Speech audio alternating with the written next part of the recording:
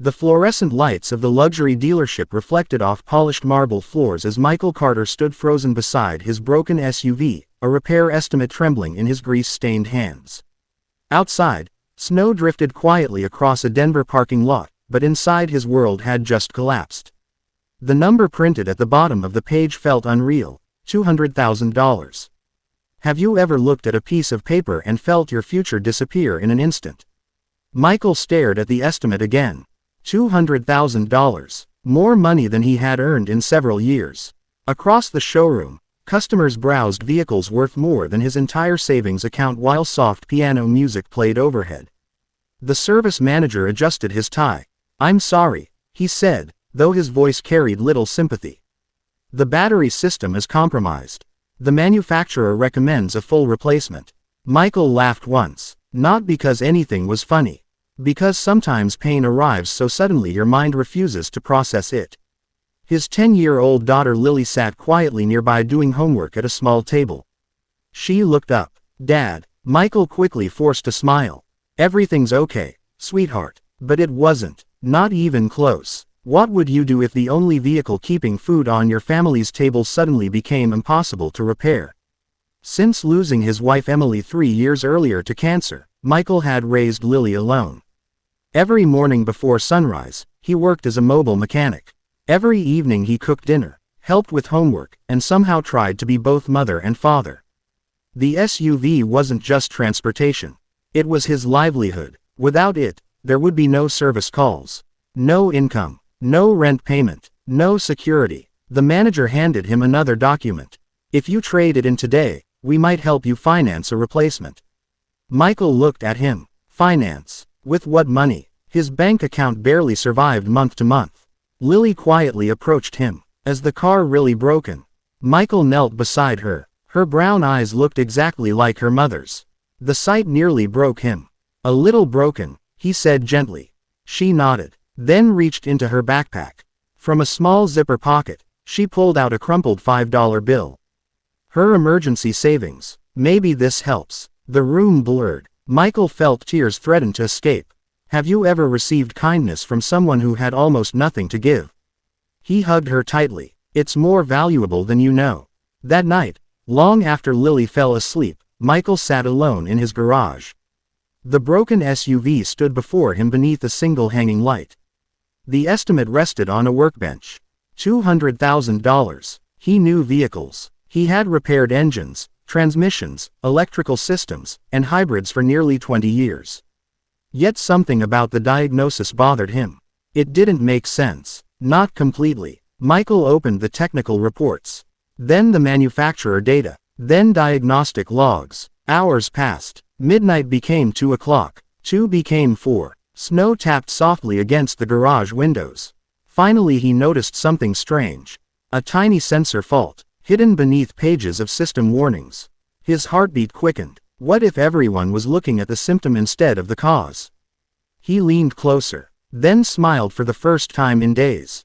The replacement part cost $14. And suddenly, hope returned. Hope felt dangerous.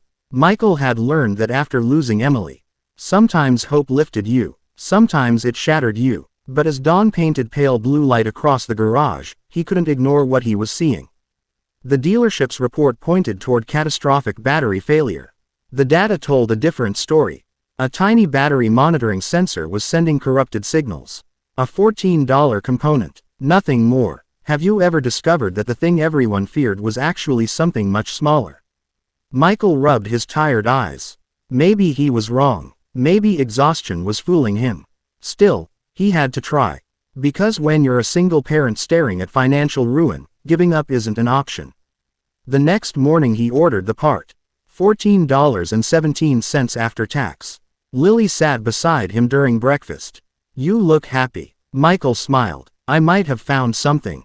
Her face brightened instantly. "Really? Maybe." The little girl grinned, then crossed her fingers. For 3 days they waited. 3 long days of uncertainty. 3 days of wondering whether life was about to get harder. When the package finally arrived, Michael carried it into the garage like it contained treasure. The component was tiny, smaller than a matchbox, the kind of part most people would overlook completely. For 6 hours he worked carefully. Testing, checking, replacing, recalibrating. Lily watched from a folding chair. The smell of motor oil filled the air. Tools clicked softly against metal. Outside, winter sunlight reflected across the driveway. Then came the moment. Michael climbed into the driver's seat. His hands tightened around the steering wheel. His heart pounded. What would you do if everything depended on the next few seconds? He pressed the start button. Silence. Then, the dashboard lit up. One warning disappeared. Then another. Then another. The final error vanished. The vehicle hummed to life. Perfectly. Michael froze. He stared at the screen. No alerts. No failures. No catastrophic battery replacement. Nothing. For several seconds he couldn't breathe. Lily jumped from her chair. Dad. His eyes filled with tears. It worked. The little girl screamed with joy. She threw her arms around him. And for the first time in years, Michael cried openly. Not from grief. Not from loss. From relief. The kind of relief that arrives when disaster turns into possibility. Have you ever experienced a moment so powerful that it felt like your heart was learning how to breathe again? A week later, Michael returned to the dealership. The same service manager stood behind the counter. Recognition flashed across his face. Mr. Carter. Michael calmly placed the original estimate on the desk. Beside it he placed the $14 sensor. The manager looked confused, then concerned. What is this? Michael smiled. The actual problem. The man's expression slowly changed. He called technicians, then supervisors, then engineers. Hours later the dealership confirmed it. A simple sensor fault had triggered the entire chain of misleading diagnostics. The repair estimate had been wrong.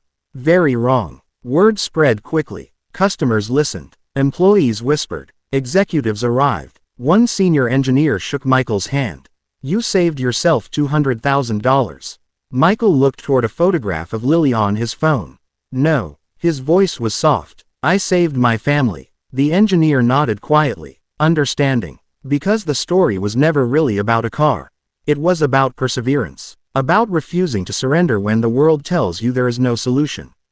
About looking deeper when everyone else stops searching. That evening Michael and Lily drove through the city as snowflakes drifted through golden streetlights. Music played softly. The repaired SUV moved smoothly beneath them. Lily looked out the window.